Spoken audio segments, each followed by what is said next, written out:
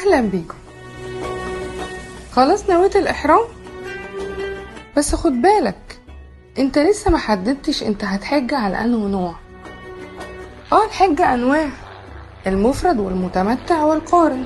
هقولك الفرق وانت اختار.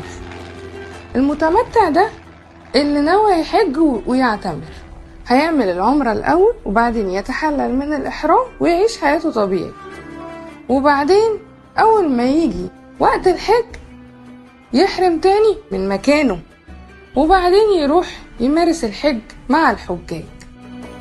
بس ده عليه دم، لازم يذبح يوم العيد. الحج المفرد هو اللي بيحج بس، بيقول لبيك اللهم حجة، وده ما عليهوش دم ولا ليه انه يذبح. القارن يشبه المتمتع لانه بيعمل عمرة وحج بس بنفس الاحرام وما بيتحللش من الاحرام، بيعملهم في نفس الوقت، وده برضو عليه دم لازم يذبح. المتمتع والقارن واجب عليهم الذبح، في رخصة بس في حالة ان هما فلوسهم راحت، معهمش فلوس، مش مقتدرين، حصل حاجة يعني. فحل الموضوع دوت ان هما يصوموا 3 ايام في الحج و7 لما يرجعوا بيتهم، بس ده للغير القادر، اما القادر لازم يذبح. دلوقتي عرفت الفرق؟